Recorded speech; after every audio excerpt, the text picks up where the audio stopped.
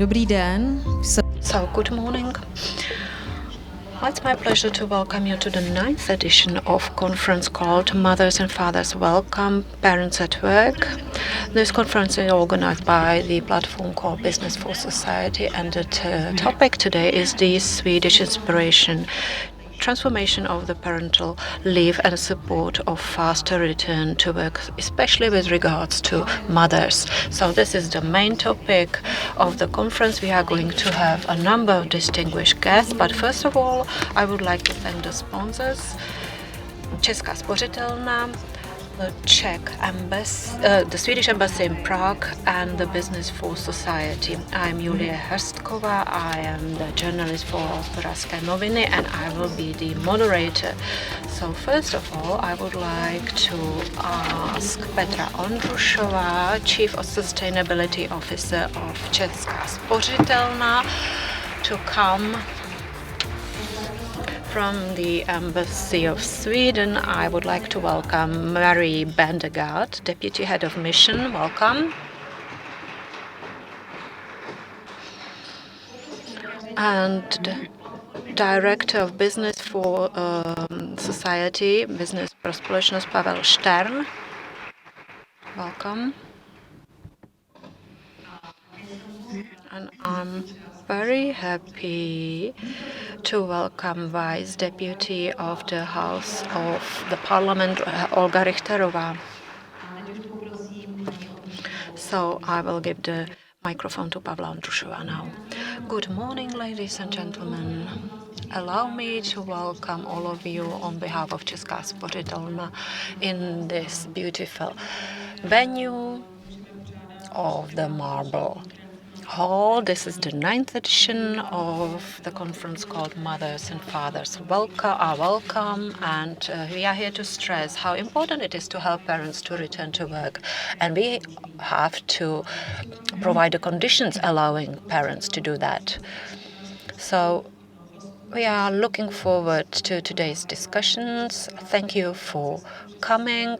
Thank you for deciding to spend the morning here with us, and hopefully the whole program is going to be full of inspirations.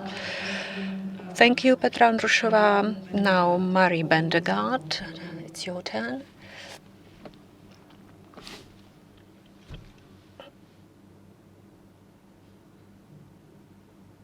Everyone, do you hear me? I think you do. My name is Marie Bendegard. I'm the Deputy Head of Mission here at the Swedish Embassy in Prague, and I'm honored to be invited here to speak about a topic that's very dear to our hearts in Sweden. It's about work-life balance, equality, children, and all those things that are very important to us. So looking forward to talk about that, talk about parental leave, but also a little bit about affordable childcare. Thank you. Já děkuji mnohokrát. Thank you very much, and we are going to hear from Marie during the first panel. And now I would like to give the floor to Pavel Štern, Director of Business for Society, for his introductory remarks. Good morning, ladies and gentlemen. Allow me to welcome all of you to this beautiful venue inside Czech Spořitelna. This is the 9th edition of the conference. Fathers and mothers are welcome. First of all, I would like to thank all of our sponsors and supporters, so namely Česká spořitelna and Deutsche Börse. And this year, the Swedish Embassy in Prague has become a partner as well. So thank you for coming, and we would like to appreciate the presence of all the distinguished guests and panelists who are going to share with us their opinions of the topic. Just briefly, with regards to the topic of this 9th conference, the first conference was organized in 2017. It was called Mothers Are Welcome. Then it was changed into Mothers and Fathers Are Welcome. And Pavlína Kalousová, the founding member of the Charter of Diversity, came up with this new title. And it has become a turning point in this regard, because all of a sudden we stopped talking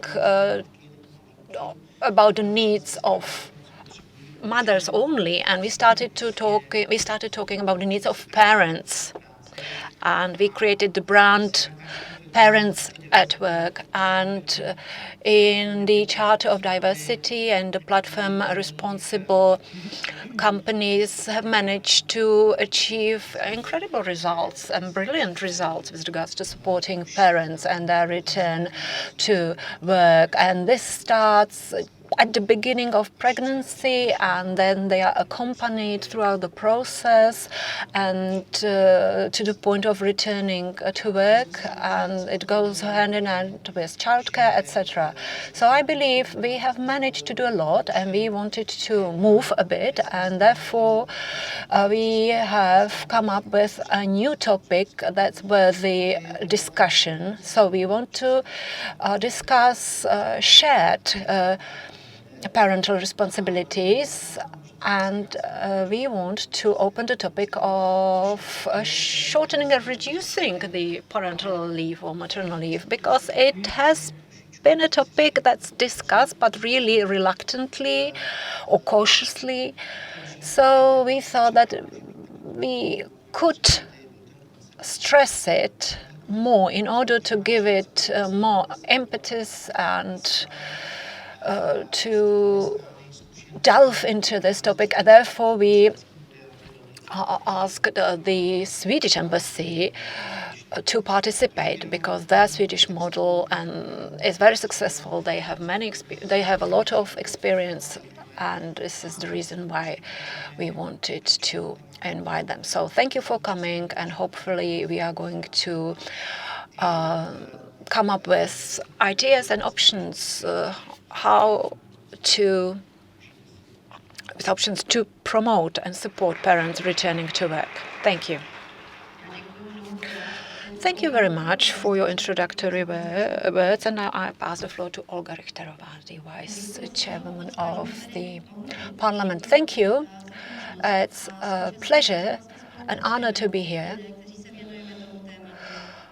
I cooperate with a number of experts, members of parliament, and especially parents on this topic. And however, the change requires more work. I don't want to be too negative, stressing only the problems. So I want to focus on what we have managed to achieve.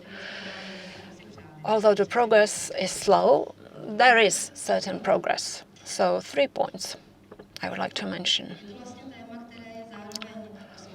This is also related to the right of choice, and it's related to economic issues. I believe that we are wasting the talent of about 100 or 150,000 women who find it really difficult or almost impossible to work while they have to take care of their children.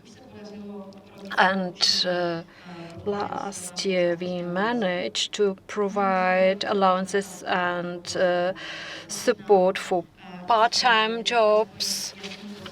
So there is a certain push for this and a certain signal that the state is interested. This covers children under 9, it covers people over 55, so this covers various groups of people. Carers are included, and we will see whether it is helpful for parents of young children. This is really something that's useful for older people and for carers, but still we want to see whether this is also useful for parents. We have only 6% of part-time jobs in Estonia. It's higher numbers In the Netherlands, I believe it's over 30%. In Estonia, 15%. So this is one topic, part-time support. The second topic is related to the point or place of employment. We have the so-called flexible amendment of the Labor Code, and finally there is a legal option that allows people to return to the same post they worked at before leaving to take care of their children. Because sometimes this is really difficult, sometimes it requires, changing the description of the post or the job. So now there is a new amendment that allows everybody to return to the same place, because sometimes it's quite difficult and there is a career pause which people don't like. You lose certain career opportunities, etc., and it has a negative impact on your life. And the third point, that's childcare, of course. So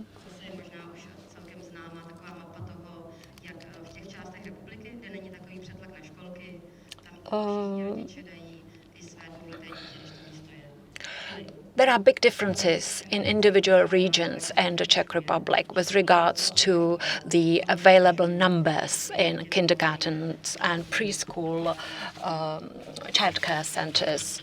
So there are parents who want to place their 2-year-olds in these centers, but somewhere it's impossible because of the huge numbers of children. And to build a new kindergarten, it's impossible, or it costs a lot of money. In Prague, for example, there are no suitable places. So in big cities, this is really a significant problem. So I have been saying for years that we can introduce those small neighborhood or family children groups. This is to be discussed or even approved by the government within a few weeks. So you should expect to read it in headlines that these children's groups should be approved. So this would allow flexibility.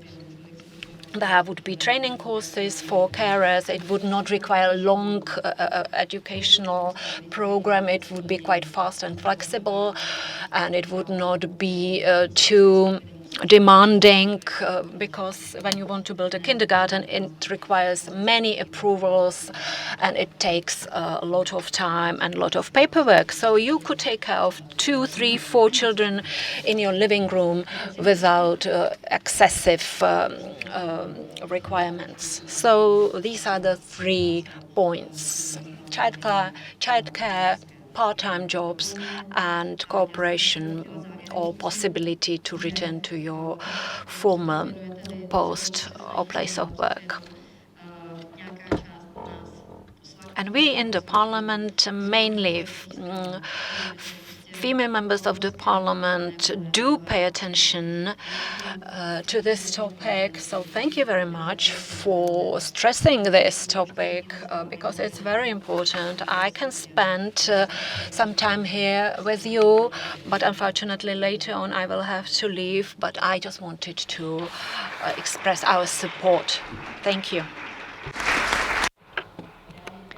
Thank you, Madam Richterová. Perhaps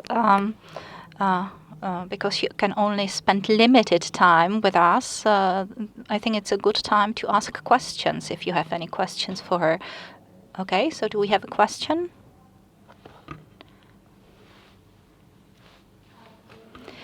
I wonder if you take into account the fact that the fertility, that the number of children who are born is decreasing or has been constantly decreasing.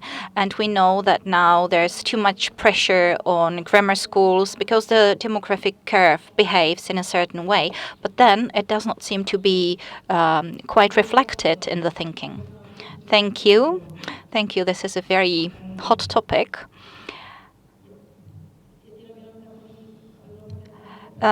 Just to assure you that I really pay attention to this. On my website, olgarichterová.cz, I post some messages or letters. So I also covered the topic of declining fertility, and you can see this. And you can see that the valorization of the parental allowance is just one thing. You can see that young parents really are receiving less money, and we can also see that young parents are expecting that they will have the freedom of choice, and that's why they need the child care services available to them. So this is something I'm trying to explain to illustrate that there are different motivators that illustrate the trends. And we can also see that this demographic trend is not anything that would be easy to change, because when people decide about whether to have children and how many children to have, they also take into consideration their expectations for the future. And if you see in how much stress they are in more difficult position. And that's why it's so important to put so much attention on care and availability on the care on the services, so that we make life easier for the parents. Thank you very much. And now I would like to ask the ladies to get back to the audience. And I will ask Madam Kamila Chubanová of Business for Society and Pavel Stern to present the results of their surveys, in which companies and parents responded to questions concerning shortening of the parental leave, whether this is something they would like to see, they would appreciate.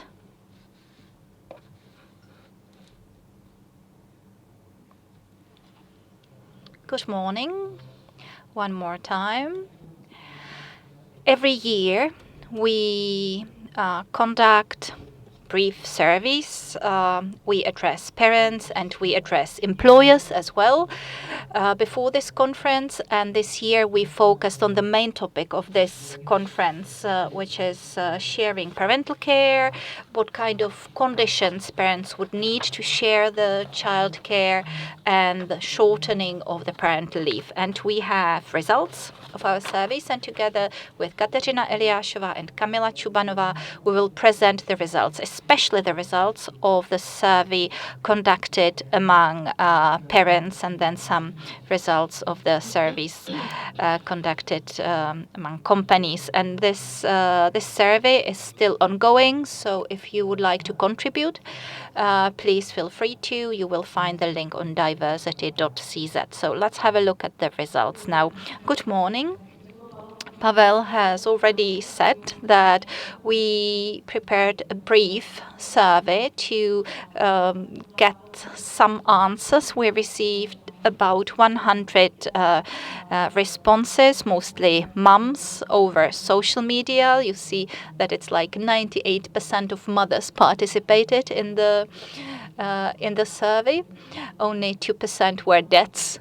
And this actually corresponds to the structure of those who are on the parental leave, because only roughly 2% of men, of fathers, are on parental leave, and also most of the moms were from larger cities. The biggest percentage of mothers have 1 or 2 children, and the most frequent age was 1 to 6 years of age. And this is actually the critical age when the moms want to go back to work, or are slowly getting back to work and are trying to find the life-work balance. But we also received some responses from older moms, and this is something that we still want to have a look at in more detail, because we also received a lot of comments, so it's worth exploring. Many of those who responded are still on maternal or parental leave, and they are thinking of getting back to work and how to get back to work, when and under what conditions. About 30% of mom usually spend around 2 years on their parental leave. And this is quite good news, good piece of news, because employers actually communicate with the moms on parental leave. So about half of the moms confirmed that they are in contact with their employer and that they may actually be somehow working for the employer on some partial tasks. So you see that most often they receive information from the company, they are invited to corporate events, but they may also be offered some minor tasks or some tasks to work on to be able to stay in touch with the employer, with their role in the company. And they are able to discuss how to get back to work. And I think this is something that would be difficult to see some 5 to 10 years ago. So this is good news. And I went through all the comments that we received from the parents when they shared their personal experience, and I can confirm that some of them have positive experience, but we received less positive notes than the negative ones. This is a reply from one of the few men who participated, and he said that it's possible to coordinate earlier return to work because the school, his employer actually offers a kindergarten, so they were willing to accept the daughter to the kindergarten. That's why he was able to get back to work. But very often they face problems like what to do with a child when the child gets sick. They may be worried whether they will have enough time. There may not be enough flexibility within the scheme, and sometimes it's difficult to work part-time. So these were the obstacles. Then we also asked about the role that moms returned to after the parental leave. So in most cases, and this is positive news, they returned to the same employer.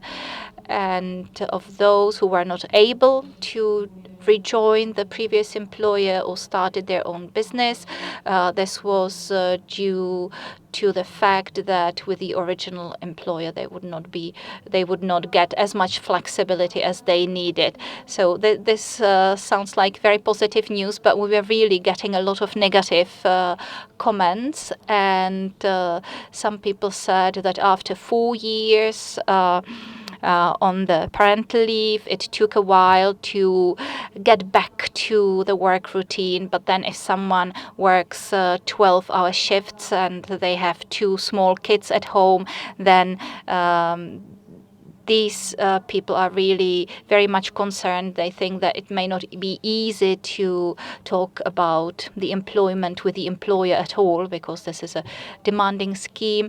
But some employers are quite approachable. They understand that parents cannot work long hours, so the flexibility of work contracts really helps a lot. The next question was about earlier return from the parental leave, shortening of the parental leave, and roughly 70% of moms said yes, but we would want to know how or what the conditions would be, how much money we would be able to get, would we be able to work on a flexible schedule, and another important question, will there be capacity in a childcare facility? And of course, parents would also appreciate some kind of contribution to cover the daycare costs for the children from the employer or the state. And they would also appreciate some space for the children within the company, like a playgroup or something, because sometimes they need to leave the children somewhere when they go to work. And now I will hand the floor over to Pavel.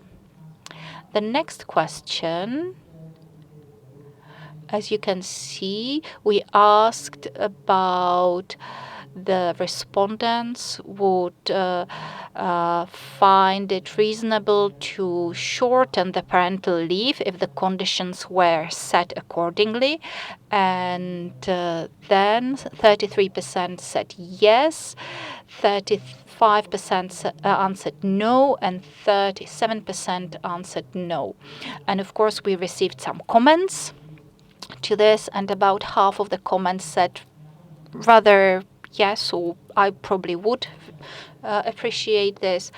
And we see that this topic is not really communicated in the society, and the respondents did not even or had not even considered this option before. So when they were asked, they did not quite know what to do with the question. So if this topic was more communicated, if it was made clear that there may be some considerable financial bonus or some benefits for the parents if they enter the labor market earlier.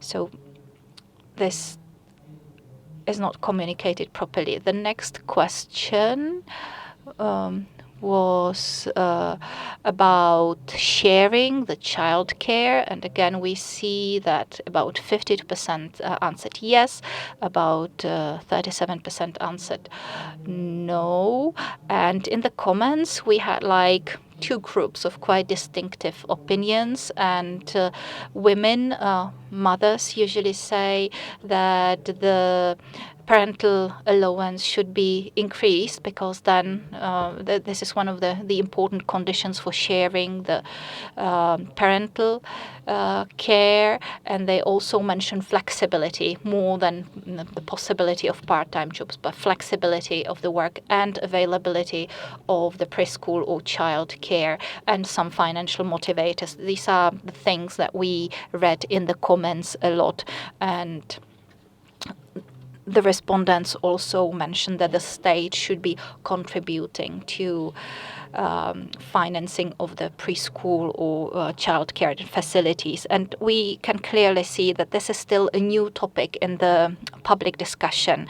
So people actually need more information to be able to understand what sharing of the parental care actually means and how the conditions would look like. I would like to add that very often the respondents said that although men may work at the same position as the woman, then their salary may be actually considerably higher than the woman's salary. So then it does not make sense for the family, for the dad to stay home, and that's why women stay home more often.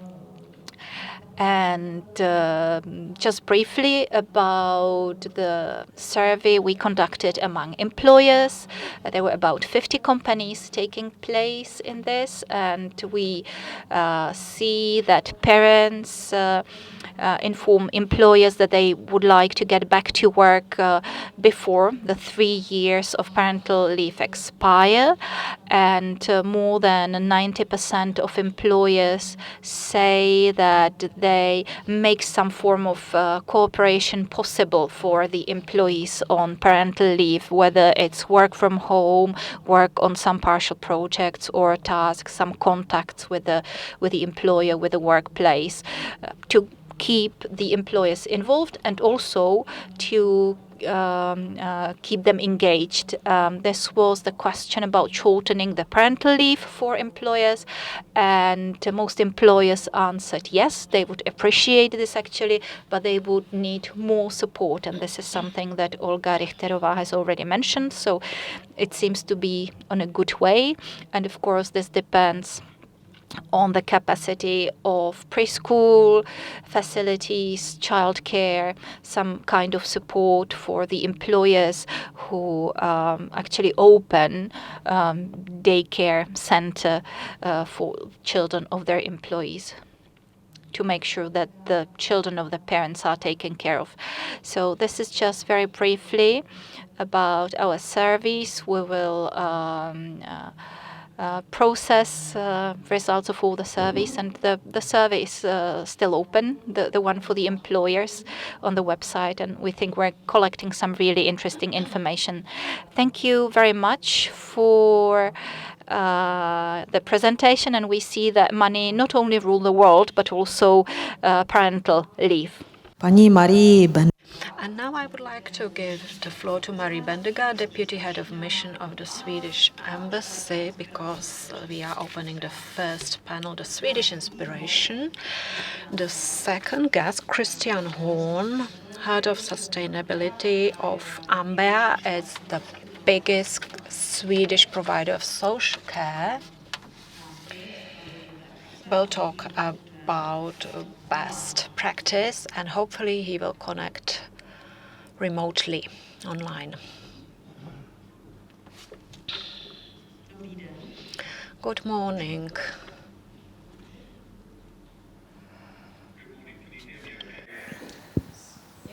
Yes, yes. Fabulous. Tak myslím, že se slyšíme.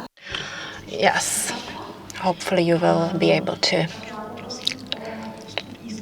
hear. So first I pass the floor to Marie Bendegard. Good morning. So I just wanted to start right off the bat with talking a little bit about the system in Sweden when it comes to parental leave, but also a little bit about the childcare. And as I mentioned, this is something that we care a lot about. This takes up a large proportion of what we think about, what we do, how we plan our careers, etc.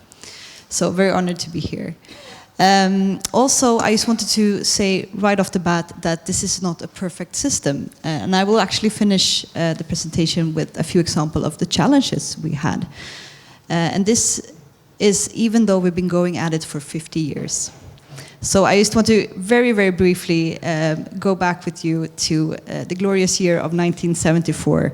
ABBA has released Waterloo. Everything's great, but most importantly, Sweden introduces the gender-neutral parental benefit for the first time. It's the first in the world. And at that time, the Swedish state gave 6 months of parental leave to either parent.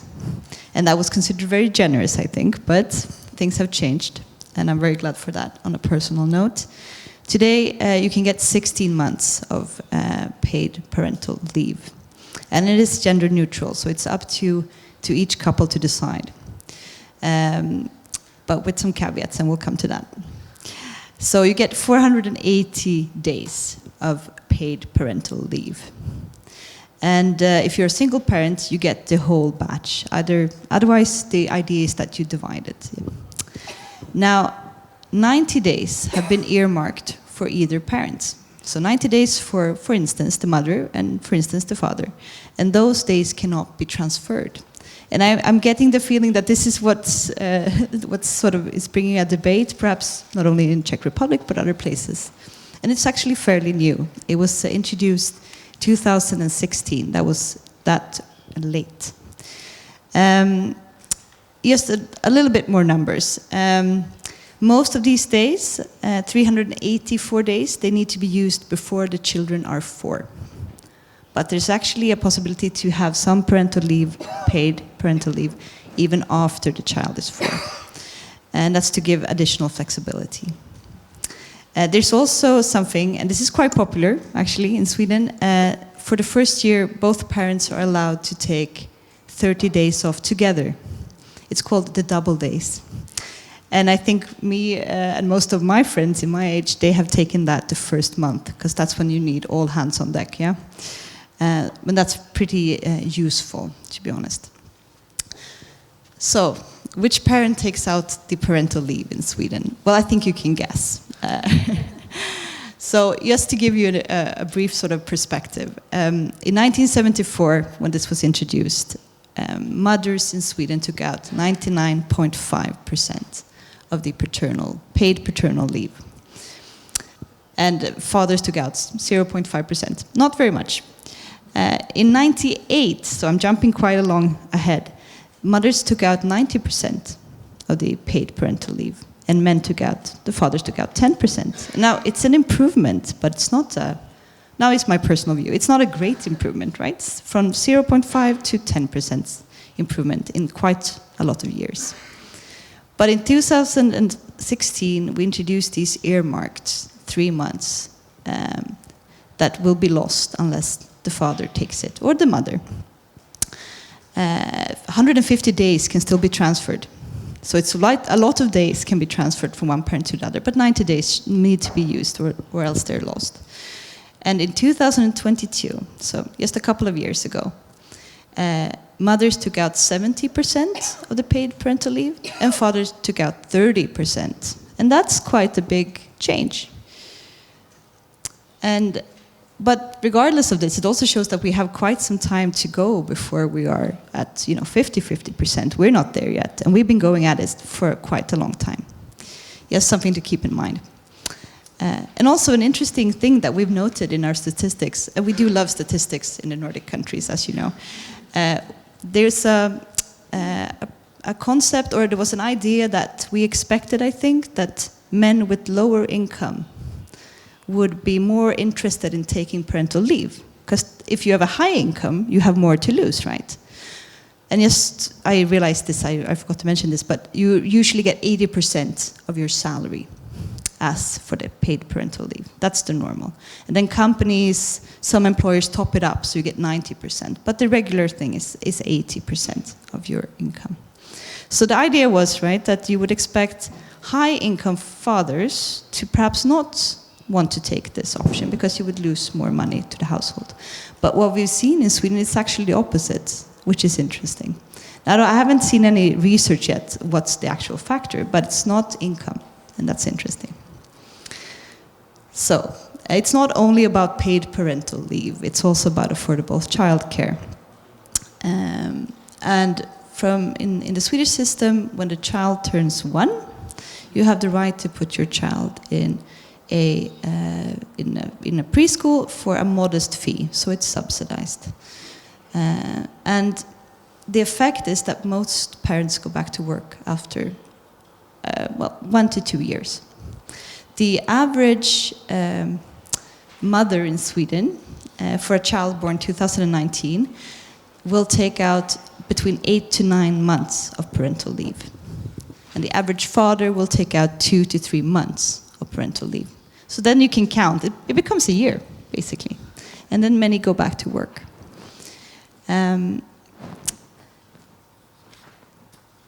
Also something interesting, this is news. Hasn't even been implemented yet. So you can see then how it plays out. But in July, so that's soon, there will be an increased flexibility in which 45 days of the parental leave can be given to someone else than a parent.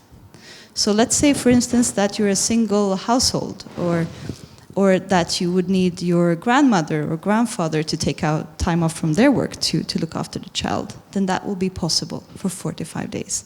But this is entirely new. We'll get back to you on how that will work out. But it's interesting. I'm just going to speak a little bit about the benefits for employers and state and society, and then I'll finish with some challenges. But the benefit for employers, well, Sweden, I think very much like the Czech Republic, we're an export-dependent country. Our companies we also produce cars. We're 10 million people. Our companies export, and there's fierce competition about labor. And you want to keep talent, you want to recruit talent. So Swedish employers, often also abroad, will apply or emulate some of the beneficial parental leave systems to sort of become attractive and make people want to stay at the company and so on. So this is like a very tangible thing for companies. It could be in their interest to seem as an attractive employers also for working women. I can also, as I mentioned before, companies and unions have a tendency also to want to to add to the parental leave benefit system. So if the state offers 80% of your salary when you are on parental leave, they might want to top it up so it becomes 90. And that's to recruit talent and to have happy employees. It's not altruistic, I'm sure. Please, you can correct me later if you don't agree, but there's an economic incentive here that they're looking to. We also know from a state's perspective, someone mentioned falling fertility rates. We have the same experience in Sweden and many of the other Nordic countries. Fewer babies are being born.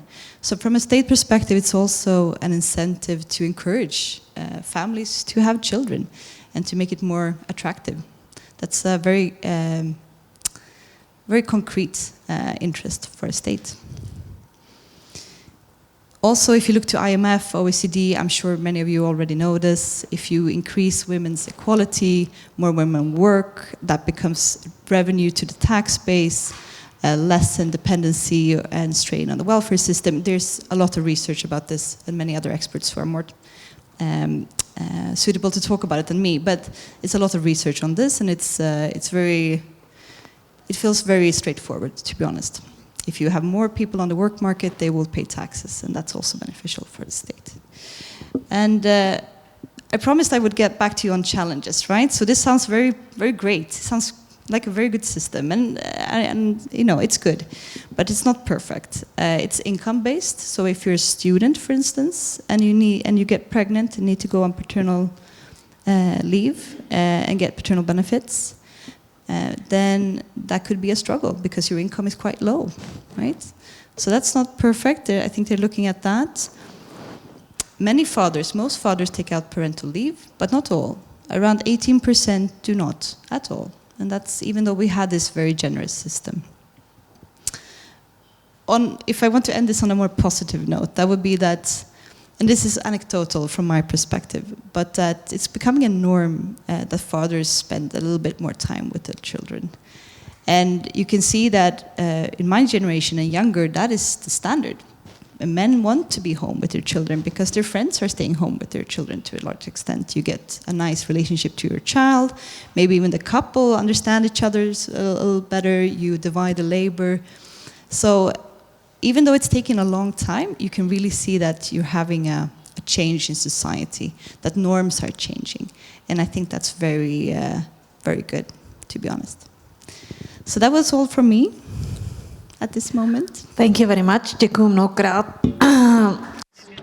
Thank you very much to Marie Bendegard, Deputy Head of Mission from the Swedish Embassy. Thank you very much for the overview of the Swedish system. And now I would like to pass the floor to Mr. Horn. With parental leave with the employer's side.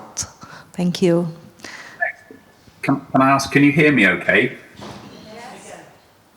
Very good. I can see a lot of nodding in the room. You've got a massive picture of me there, much too big. And I can see the back of your heads. There's a camera in the back of the room. So if you turn around and wave, then I'll feel a lot more included. Thank you very much. Very good. So one final comment before I start, and that's that before you think that my English is very, very good for someone in Sweden, that's because I come from the UK and I moved to Sweden 24 years ago.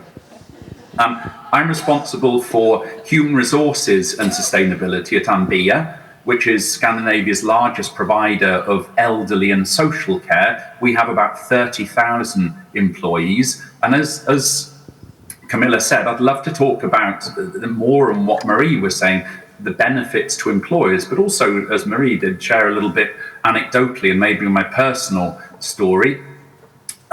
So Marie, you were talking about, how competitive it is with talent.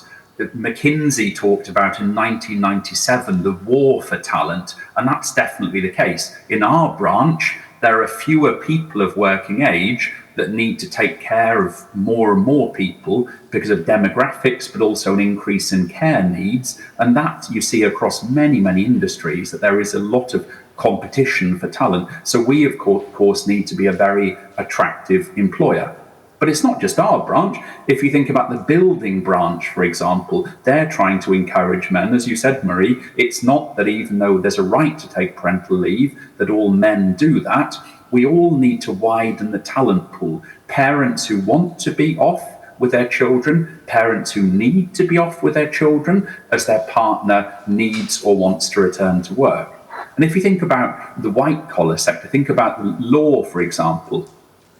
Law firms, and think about, law degrees, about 60% on studying law are female in Sweden. Often they get the highest grades. Law firms want to attract the best talent and they invest in young lawyers. And then if you're on parental leave for too long, then you obviously are missing out on your career. And that's simply a waste. So it's really important to, from an employer point of view, to make sure that your talent pool is as wide as possible.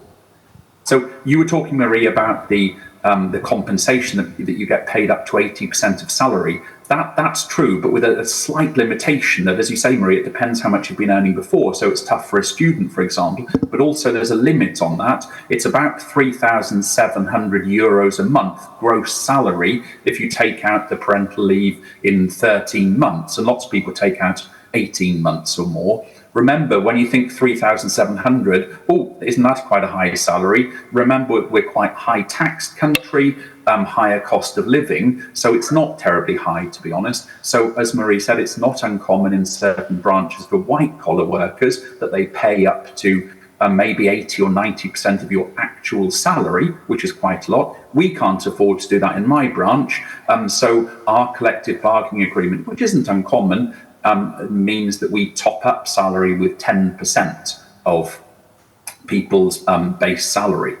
So what am I talking about then? I'm talking about a massive benefit to employers in terms of making sure that you attract the best employees there are and keep the best employees. But of course, there's also a massive sustainability perspective. We think about the United Nations goals for sustainable development and goal 5, gender equality. It's really important, firstly, I'd say, for organizations to distinguish themselves if you want to be an attractive employer, but also this is becoming more and more important to investors. So we have, for example, a credit facility with our banks of about €500 million, and we have now a sustainability appendix to that loan where 2 of our 3 KPIs are linked to social sustainability. So it's actually becoming more and more measurable and more important to the finance sector that organizations take their responsibility for social sustainability. So it's one thing, as you said, Marie, that this is offered in the country, quite another that everyone does it. There's a lot about culture. There's a lot definitely about country culture, heavily subsidized kindergarten in Sweden. I heard about the results of your survey before talking now.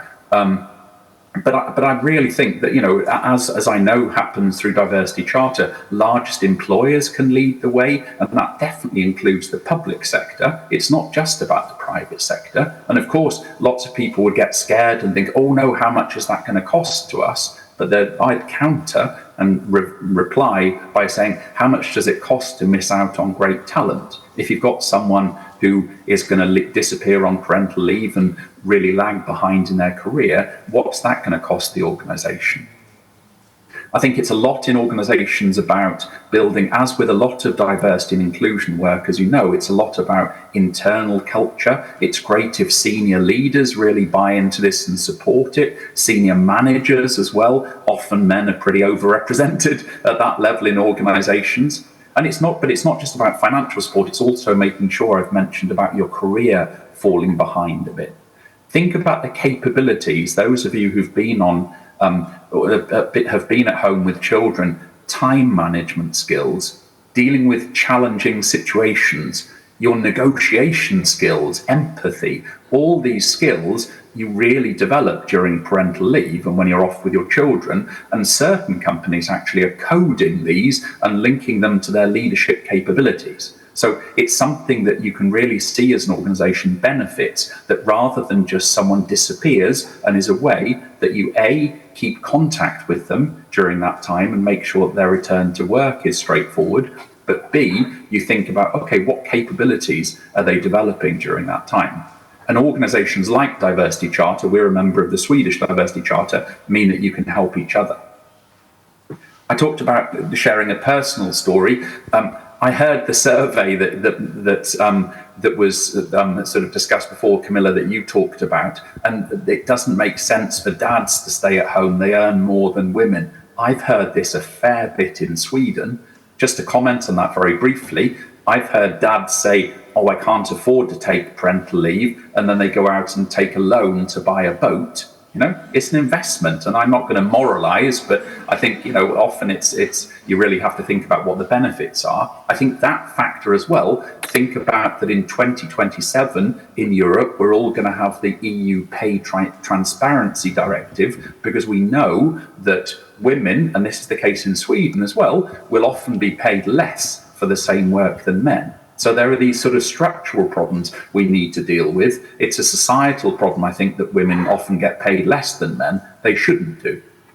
Personally, as I said, I moved to Sweden 24 years ago. I've got 3 boys. My wife's a doctor. She's got a great career. It was very important for her to go back to work, to keep up her skills, but she wanted to be on leave as long as she could be, but I also wanted to be on leave, so we had a discussion about that, and I wanted to do it because I wanted to be a part of them growing up. I don't agree with the idea there's quality time. It's sometimes just about time. Walking home from kindergarten, having a discussion with them. You can't plan when these great discussions are going to take place. You just have to be there. So did it cost us financially as a family? Yeah, definitely. Did it cost us career-wise? No, thankfully it didn't, because we're lucky to live in Sweden where this is much, much more accepted. But as I said, it wasn't always easy. When I was very quickly, my wife got an opportunity when our youngest son was about 7 to go to, well, he was 7, to go to Toronto to work in the hospital there. And it was an amazing career opportunity. She was going to go for some months. So I said to my French boss at the time, I'd like to go and maybe I can juggle my work. And she said, no, that's not possible. If you work, you need to be in the office. This was before COVID. And I said, well, I've got some parental time I can take for my youngest son, because in Sweden you can take it up until the child is 8. And she said, well, do I have to say yes to this? And I said, yes, legally you do, actually. And so she said, okay. So I was in Toronto for 2 months with my 3 boys who went to school in Toronto. My wife was working at the same time, and it was an amazing family experience. So as I said, I'm so lucky that I moved to Sweden, and I was able to spend time with my children when they were growing up. It wouldn't have been as easy in the UK, where I came from. But I think, you know, as employers, we don't have any choice. We've got to get better at this. We can't lose out on all the amazing women who are there, who are often, as I said, getting better grades than guys in universities. And they're coming into the workplace, and we've got to make sure they stay. And also the dads that want to be off with their children. That's very important that we support that as companies, and I think personally as countries as well. So if anything I've said is helpful, I'm very grateful, and I'm glad for that. If you think anything that you want to talk about any detail of this, and you wonder how you, as an organisation, you make this kind of thing happen, please don't hesitate to get in contact. I'll more than happily help you with that. Thank you very much. Děkuji mnohokrát. Thank you. And we're opening the floor for questions now. And we have questions.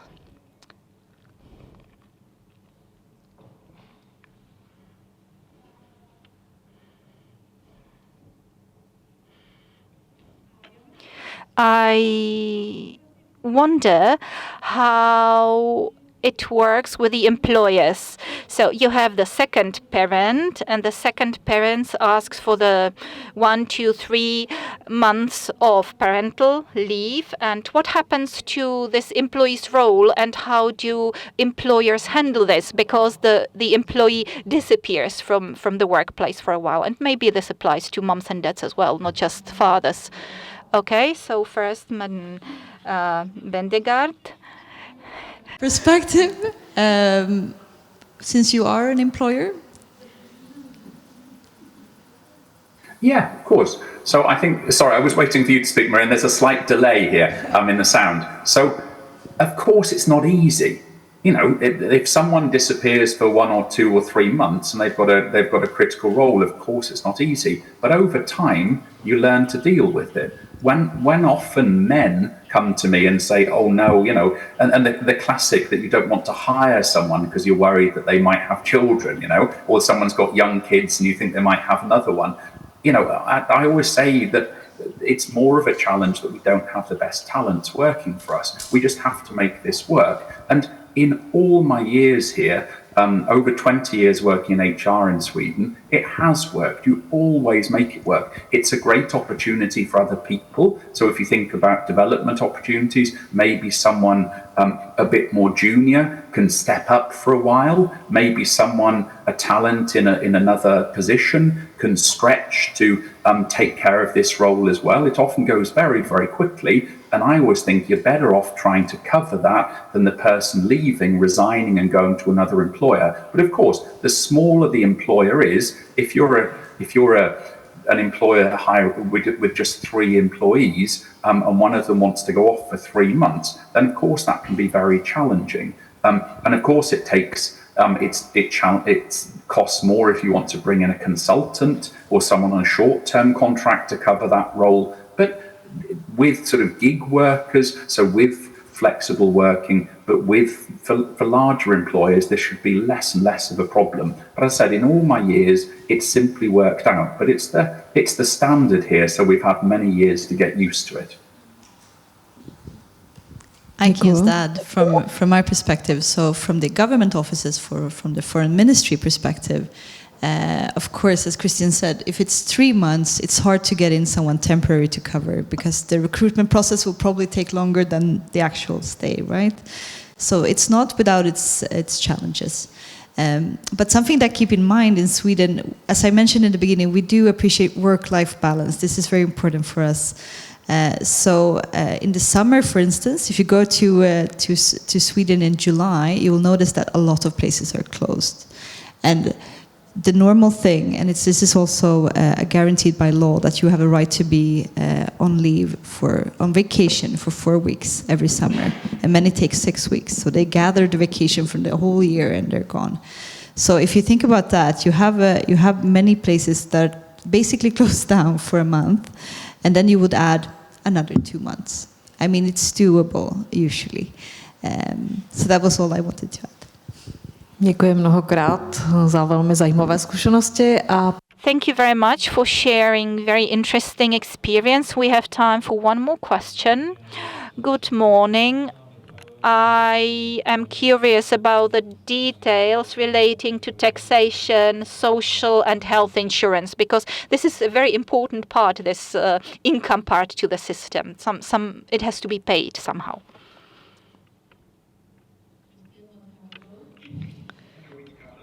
So you're looking at the screen, do I? Yes. And now I'm looking at the camera. Okay, very good. So yes, this is covered as I mentioned. The compensation is payable by the state up to 80% of salary, up to a certain ceiling, if you like, and that amount is included in your as a part of your income. So social security and pension contributions, etc., are payable on that as usual by the employer. And then I mentioned also that there's sometimes compensation paid by employers. So I mean that's an important point to bear in mind, that the system, if you like, takes care of social security being paid during this time. But of course, to an employer, if you're having to bring in someone to cover for that period of 3, 6, 12, 8, whatever, how many months, you do have some costs as an employer, as well as having to find a replacement for the employee. So yes, there are definitely additional costs payable as a result of this, but that's considered to be balanced out by the fact that you've got the availability of a wider talent pool. But it's a very good question. There are definitely greater costs during that time. děkuji. Thank you. And the last question.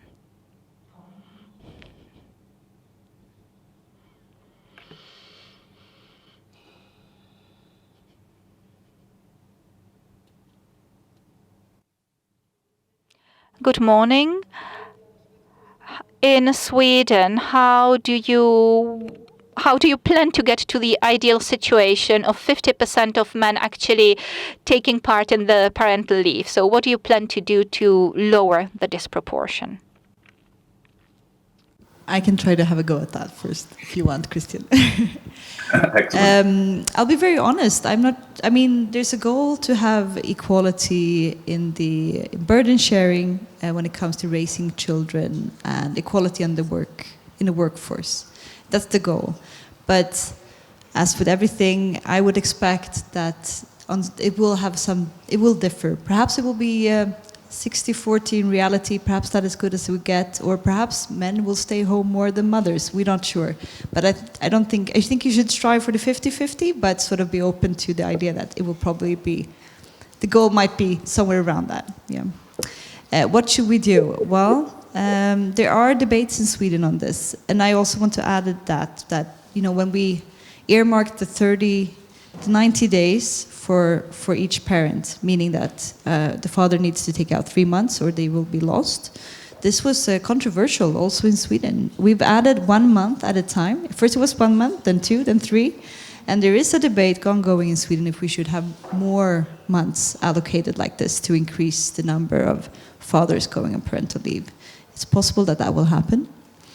And as I mentioned, now we also have the additional flexibility with 4 to 5 days in case you need to give it to someone else who's not the parent, a grandmother, grandfather, or similar. So it's a little bit, we will probably see and evaluate how that goes. Perhaps that will be increased. Perhaps greater flexibility is the way forward.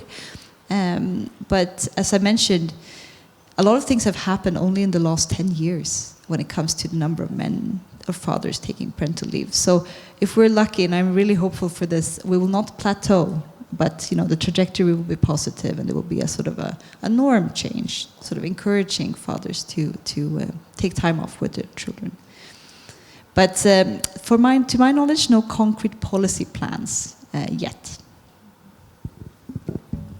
And if I can just say very quickly, I think from an employer's perspective, this is an amazing opportunity to really distinguish yourself. If you think about sites like Glassdoor.com, where people can see what it's really like to work somewhere, and you think about our employer brands, for example, that we can say maybe not a 50-50 statistic, but all our young parents, or all our parents take parental leave. That's 100% of our parents who want to take parental leave. That's an amazing statistic to be able to share, and that we really take that opportunity to put in place policies and practices that really allow us to, as I said, distinguish ourselves as employers. So I think on a micro perspective, that if individual employers can do it, then macro-wise, the country is definitely going to see great benefits from that.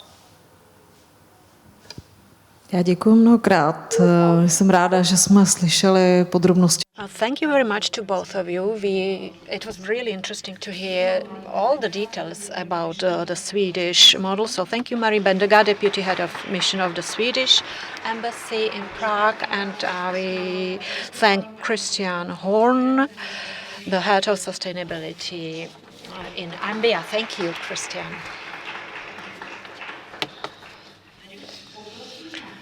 And now I would like to ask David Škrobanek, the founder of a project called Good Father, to join us here, and he will tell us about fathers on parental leave. So, good morning. So, first question, why did you found this project called Good Father? Well, I have only 10 minutes, so I will be brief. It was 7 years ago. I returned from Great Britain. I worked there as a HR director for a couple of years, and then I became a father, and I faced the same discrimination as mothers do when I ask for a part-time job. So I was rejected. This request was rejected, and I ended up as a consultant, and I decided to do something about that. Well, you said that you returned from Britain. Do you have any experience from the UK, and was it a culture shock to return back to the Czech Republic? Well, we often look for inspiration to Western countries or to Nordic countries, and they do have different systems. Mothers return after 6 or 12 months to work, and we have heard the results of the survey. For them, the most important piece of puzzle was to stay in contact with the employer. One of the British employers, Vodafone, for example, even in the Czech Republic, is trying to pursue the same policy. It's called the Keep in Touch Day. So they have a paid day per month to stay in touch with their former employer. And in Vodafone, they really managed to put this in place, and it was easier to return in Great Britain. However, here, this policy has not been as successful as in UK. You said that you face the same stigma as single mothers. I believe that it doesn't matter whether you are a single mother or single father. So do you have any suggestions what to do to make this more attractive to fathers or parents in general? Well, I believe that we have been discussing parental leave, but for me, this is not about the parental leave. The parental leave is not the point, I believe. What we heard from Sweden is great inspiration. It is a topic for a long discussion, but in 1974, they established the system. This is the year I was born, and still it's not 50-50 in Sweden. They haven't managed to achieve this after such a long time. So here in the Czech Republic, it's 2%. And, well, it's a figure. And fathers don't want to do that because we don't have the right conditions. We don't have the same conditions as they had in Sweden in 74. And in Sweden, they have improved it, as we have heard. So we are lacking these conditions because they have had those for tens and tens of years, for decades, and here it's 2%. So going back to your question, I still want to stress that this is not about the parental leave. Times have changed after COVID. When you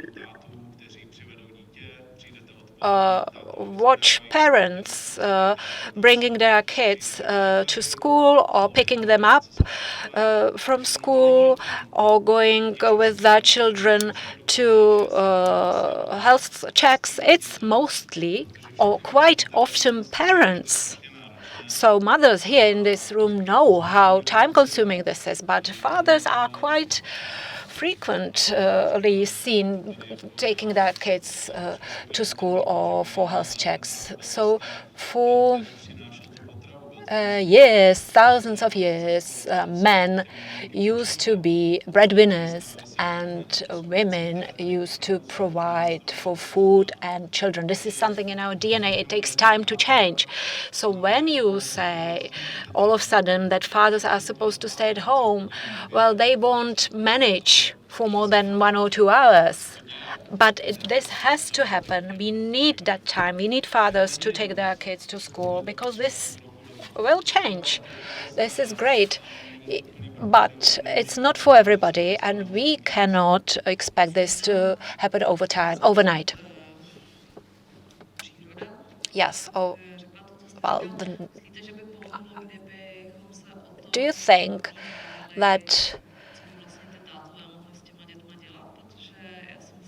it would be better if we talked more about this topic? To spend time with their children. This topic is more important for today's fathers than it used to be for our fathers. Do you think that this can be changed, or should it be changed? What's the biggest obstacle? Well, I wouldn't, try to force it, because it has to be a natural transformation. It can't be forced. So it will happen. I can see the changes among younger people, in the younger generation, the generation of our children. So we can see that the system is moving forward. It must be natural. I wouldn't force it. And in our project called Good Father, we organize many events, seminars and so on, because nobody taught us. So I believe that the next generation will be different. My father worked as a miner in a mine, so he didn't spend time with us, and they didn't know. And fathers today don't know. So it takes time, and for women it's more natural, I believe, because it was passed over generations. And here today we see that fathers are interested in spending more time with their children, and when they receive certain support and when conditions are created, they do take care of their children. They take advantage of the new options, and we do really need some kind of praise and compliments.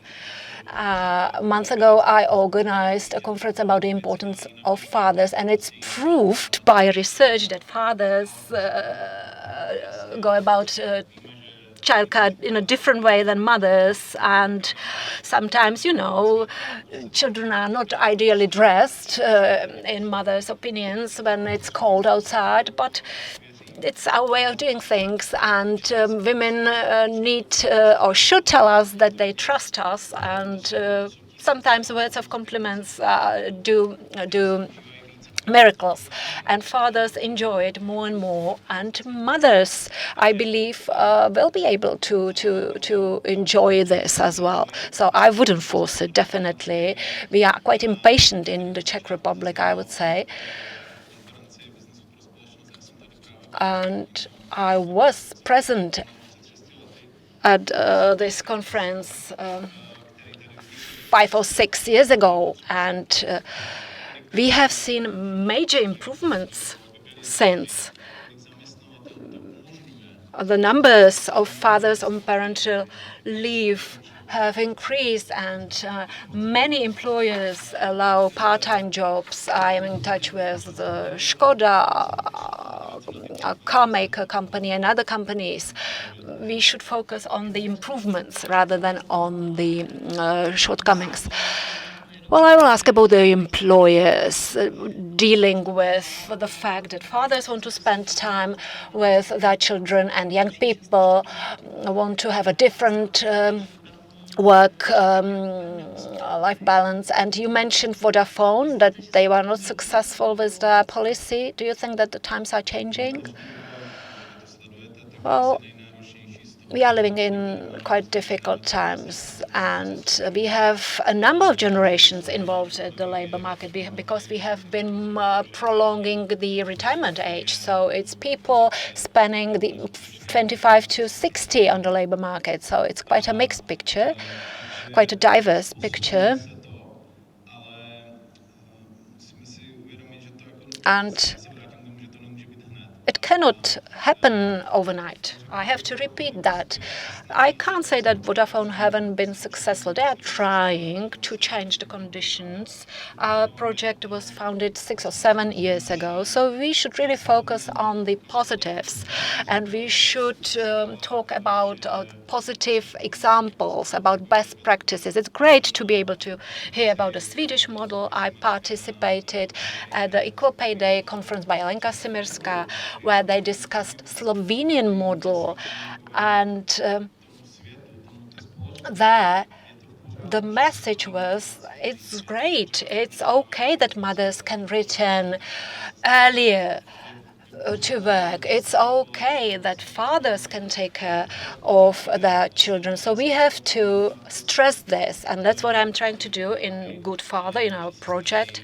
And I just want to showcase fathers taking parental leave and spending time with their children. We are really focusing on the positives. This conference is great because it's talking also about the positives, and I'm great that it's mothers and fathers. Welcome. Thank you very much. David Škrobánek, the founder of Good Father. Thank you.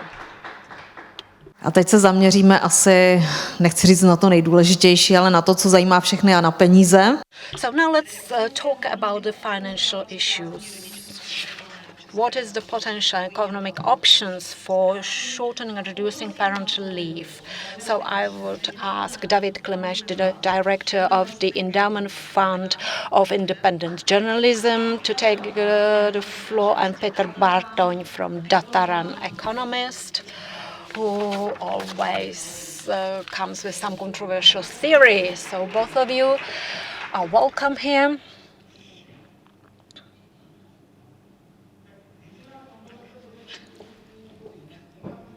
I don't have anything controversial.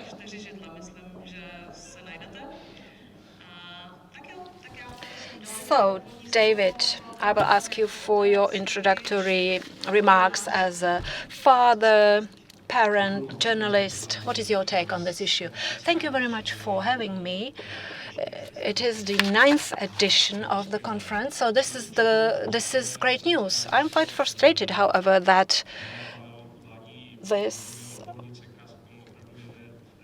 panel is moderated by an expert involved in this for 25 years, and together we wrote articles on this topic 10 years ago, and I'm really frustrated because I believe that the changes have not been great. And okay, as journalists we can recycle the same articles, but this is called step-by-step changes, and of course radical changes may have some negative consequences. But from my personal experience, I have to say that I'm quite frustrated because I'm a father of 3 children born around 2008. It is a very strong generation, and right now they are trying to find a space at a secondary school, and in Prague it is really difficult to find a place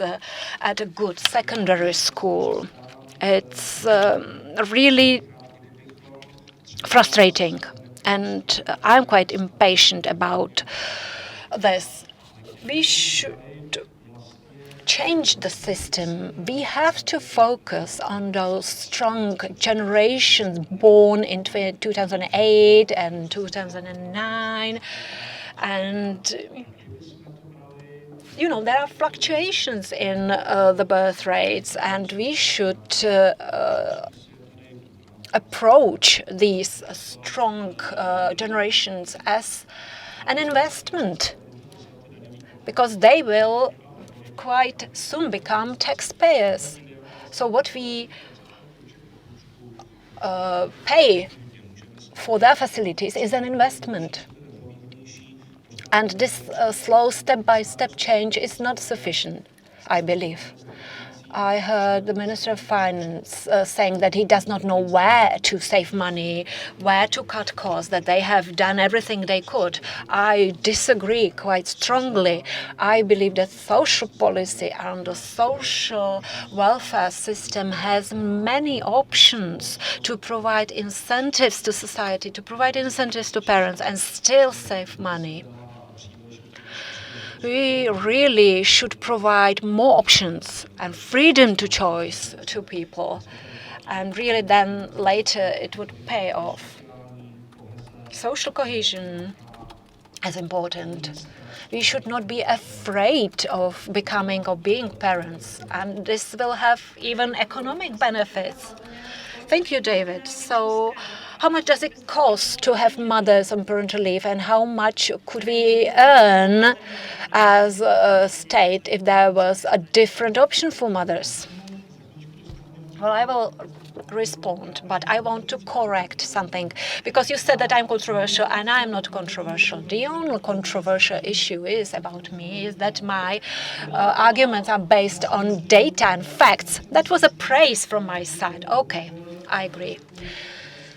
Sometimes the discussions in the Czech Republic lack data, lack facts, and I'm a mainstream economist. I cannot be controversial because I have never studied controversial economy.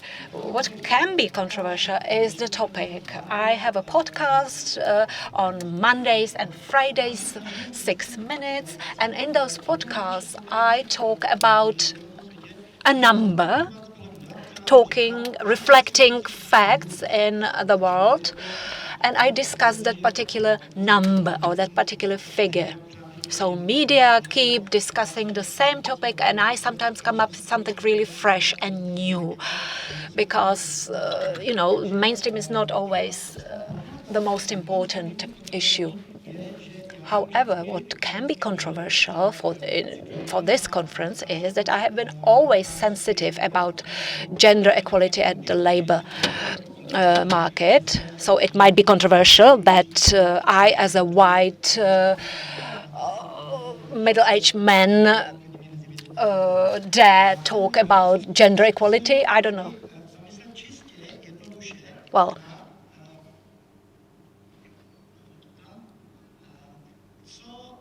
let's talk about the figures and costs related to people taking time off on parental leave. So we have about 300,000 people on parental leave every year, and 98% of them are women. So 300,000 for 3 years. So every year, 100 return to work, and 100,000 leave their work and take the parental leave. So the average salary is about 43,000 per month. So this is the average. I'm stressing average salary, and we can discuss for ages what it means, but this is the average salary, the indicator that we use for these purposes. Should we include all the taxes that are paid, we would get to 58,000.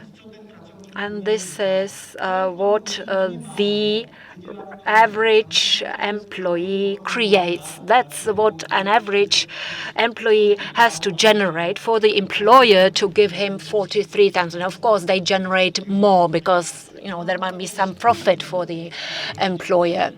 And we have a estimate, and that's the 58 gross or brutto, and 43 is the average. And what is given to the state, and what do we lose when that particular person stays at home?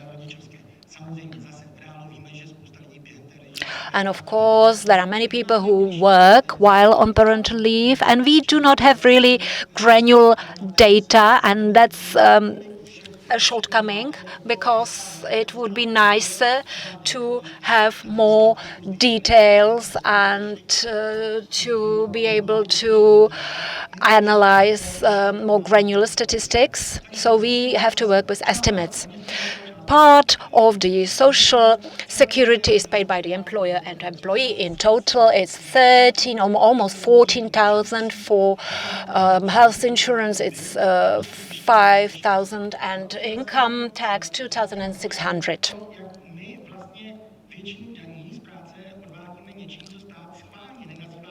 So most of the taxes are paid under the heading that is not related to work or tax. It's called Social Security or health insurance. It is done on purpose by the state to hide it somehow in linguistics.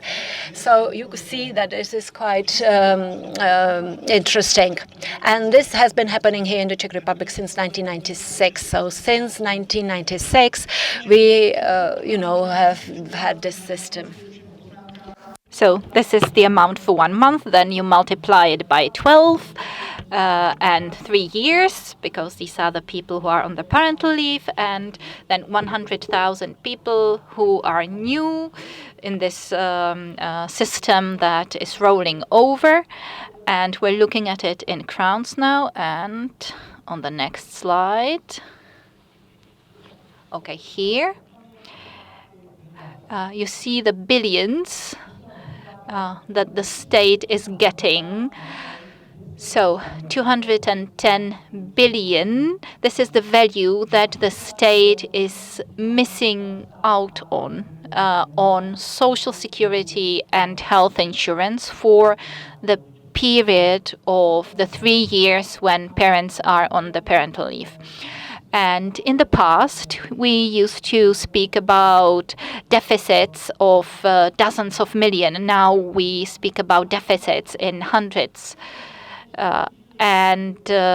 Before, the subsidies for housing insurance were reduced, and we know that there's a lot of discussion about this, but the housing savings only are 4 million. So let's look at these huge numbers in billions crowns. So if the system was changed, we would be able to create additional value of 105 billion, and the state is missing some 40 million on the billion. I'm sorry. So the last Nobel Prize was finally awarded to another lady, the third lady in history. And this is a history of the past 10 years. And this Nobel Prize started to be awarded in 1960s, and there are only 3 women among the laureates. And the Nobel Prize was awarded for more in-depth understanding of the results generated on the labor market by women. So this is a great topic for discussion and great time to discuss this. This is an official illustration of the Nobel Prize Committee on what the lady arrived to, the conclusion. So these are the conclusions illustrated.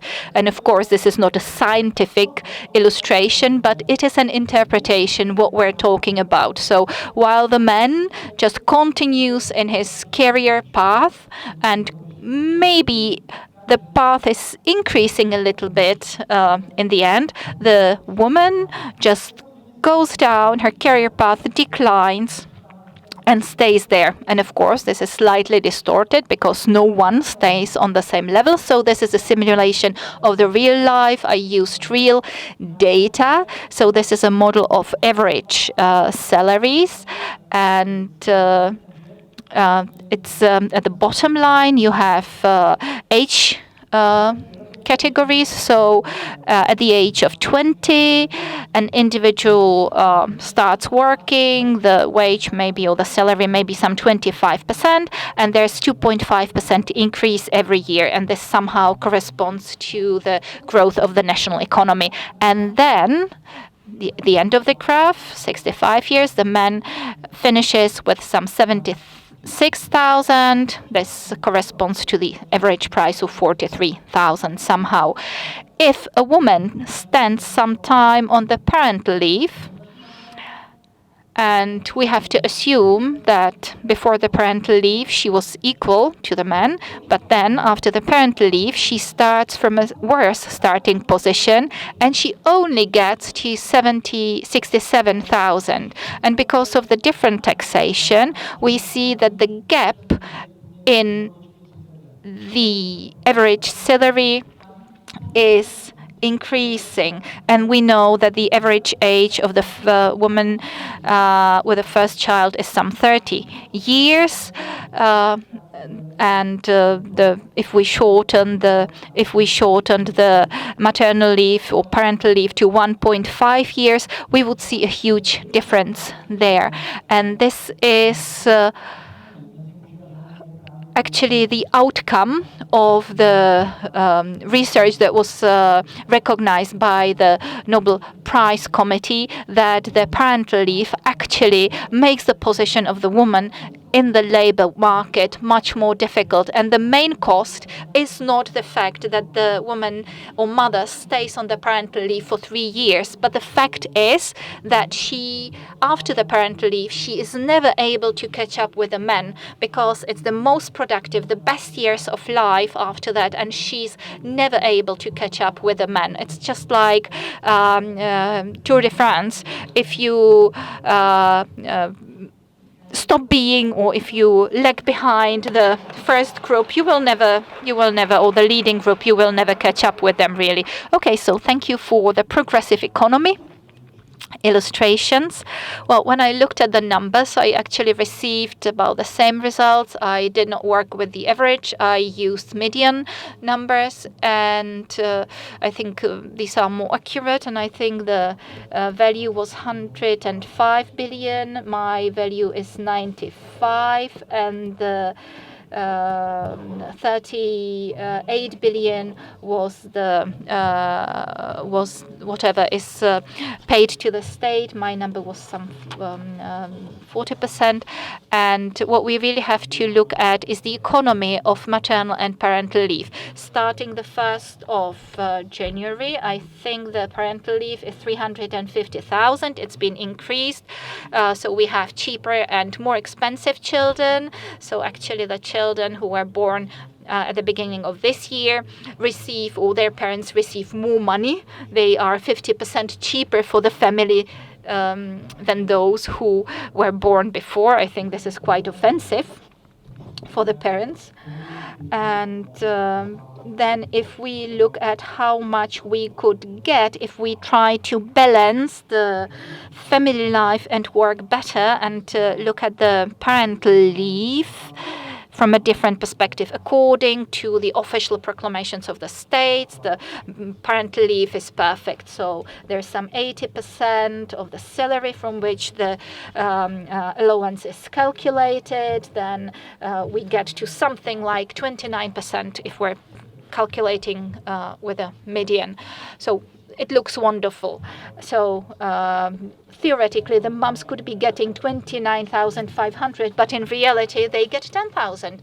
And the fact is that they have the 300,000, and then they have to split it or distribute it over 3 years, and that's how you get to 10,000 only.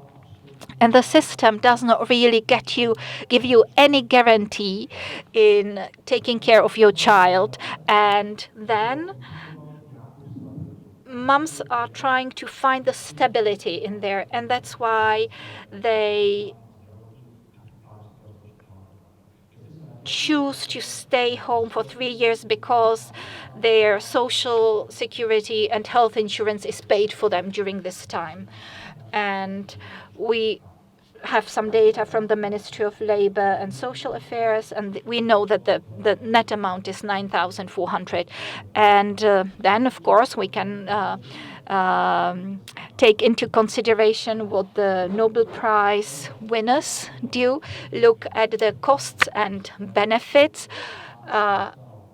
when or if the parental leave was shortened, how much money, how much extra the state would get on the tax income. It would be some 38 billion if the parental leave was shortened by 1 year. So there would be quite a considerable saving. And I would suggest what Business for Society is actually suggesting. Let's leave the parental allowance to the families as it is, the whole amount, but let them work. Because the money that the state would collect back on the tax, and this is something that we modeled at around 40 billion, and of course there's another thing that is the discount for wife or for the spouse, it's another 3 or 4 billion. So if the parents actually were able to keep the whole amount of the parental allowance, it would still pay off even if the parents started working. And we are in a situation right now when the model that was first designed in the 1990s is getting into trouble because we see different demographic change, we see the lack of child care opportunities. And this is not, and the Minister of Labour and Social Affairs suggests that by the end of the term of this government, they will introduce tax reliefs for the families and will support the families. But what I would like to point out, the tax as such is not such a big burden as the social and health insurance. And this new proposal the minister is suggesting or proposing is it introduces just more problems into the system, because it would be beneficial for a man who is earning quite a good salary. This will not help with the fact that we're lacking on childcare facilities, places in secondary schools. And in a few years' time, we will again have to solve this problem. I had my kids in the child group, this type of daycare when they were small, but of course I cannot establish my own elementary or secondary school for them. I cannot provide them with social or health care.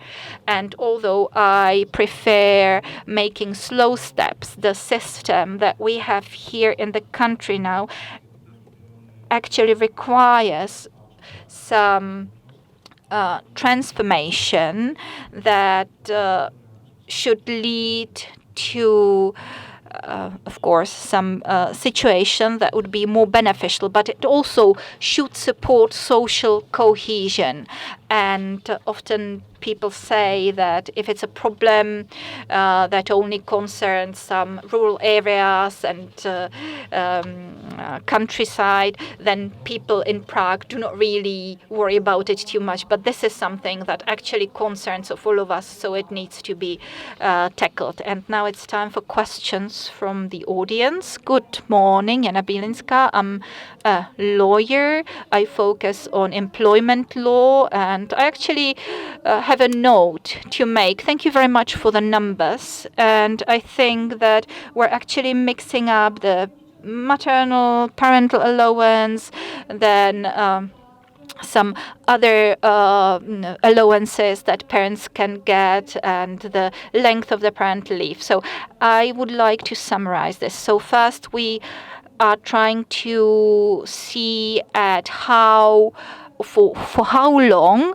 the employer should really keep the position for the parent on the parental leave. And now we hear that the state may actually be earning money or being in a more beneficial position if something changes. And I think, or I agree, that this is a great first step, that parents should be able to choose how much time they want to spend at home with their children. And we've just heard about the Swedish model. We know that there are different models in other countries. The systems may not be ideal in all countries. In the UK, the maternal leave, it's only 6 months, and mums are not really happy to go back to work. I had some discussion with them. And I think that there could be, or there should be, option that the parents should be able to stay on the parental leave for a longer time, but then, of course, they have to decide if they want to be getting less money. And if parents work while they are on the parental leave, they can actually get any job work. There are no limitations anymore in terms of what kind of work they can do. And I think that in terms of limitations this poses for the labor market, we should really start discussing for how long employers should maintain the position open for the parent, because parents often stay home for 3 years, 5 years. So this becomes quite difficult for the employers because they are also asked to provide part-time jobs, more flexibility. And I think it's important to really support contact between employees and employers during the parental leave. We heard the example of Vodafone, and we saw that this was not very popular with the employees. Well, you actually opened the topic a little bit, but I would appreciate more details on what is the role of the tax relief, the tax discount in all this, the discount for the spouse, for wife typically, and how beneficial would it be if this part of the relief was cancelled. Thank you. I think that this kind of tax relief, although it's a bit offensive because it's called tax relief for a spouse or wife, I think there have been some discussions right now. We're talking about some 3.7 billion overall, some 24,000 per year. And of course, one thing is the finance and the financial aspect, and the second thing is how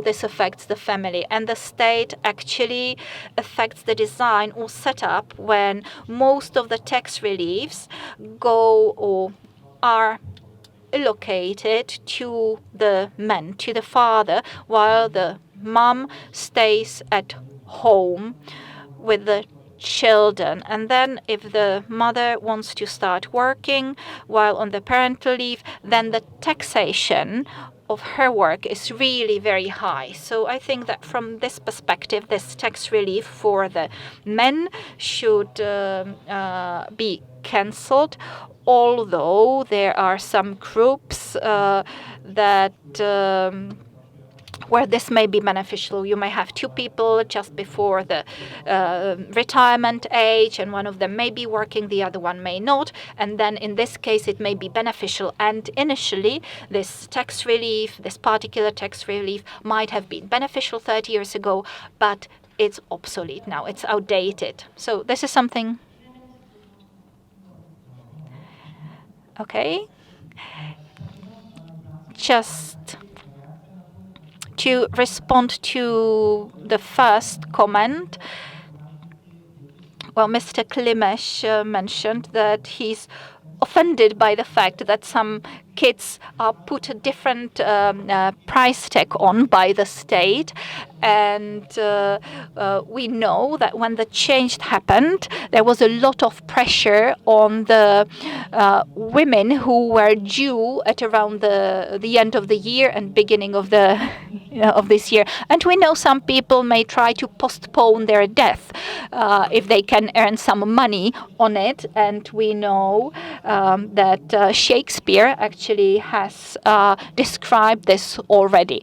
But this actually causes a lot of trouble for the children, because then if you have a deadline or the date for this change to happen, then we knew that it's actually the turn of the year is the worst date on which you can possibly change things, such critical things, and we've heard that the return of mothers or fathers back to work will depend on how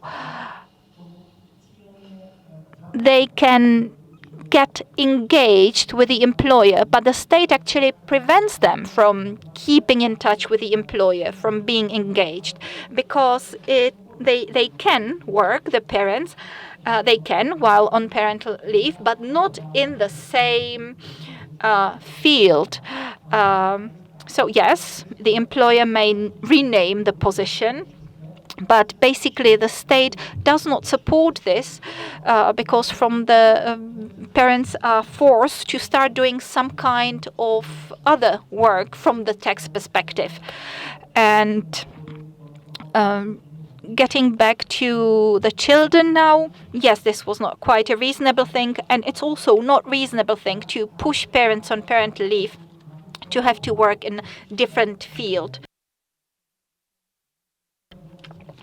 And if people were allowed to do the work they did before their parental leave, then it would make the situation much easier, because they would still be able to partially work for the employer while still on the parental leave. Děkuji. Budu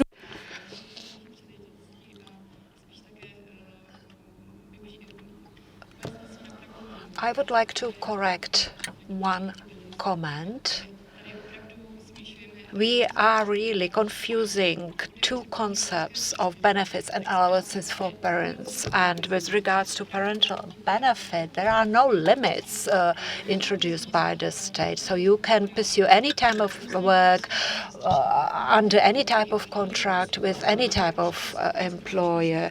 So there used to be obstacles, and they have been removed. However, with other benefits, there are certain obstacles. So we have to really distinguish between these two types of benefits and allowances. And there are different reasons in this category. There are legal reasons.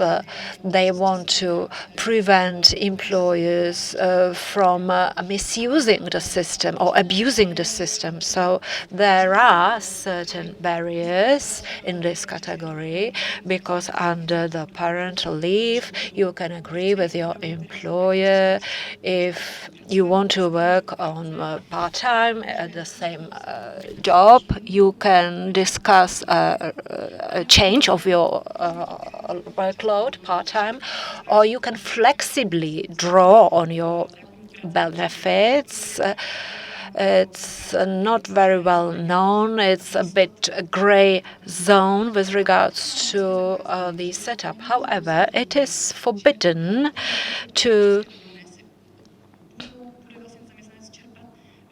for the employee to work on the basis of an agreement, specific agreement, because in legal terms, between the employer and employee, the same employee cannot pursue the same work under two different workloads, part-time, full-time, and so on.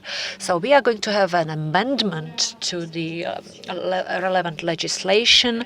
The amendment is going to broaden the scope of options for parents on leave, and now this obstacle will disappear. Thank you very much for the correction. However, we have to stop now. So I would like to thank David Klimesh from the Endowment Fund of Independent Journalism and Peter Bartoň from Dataran.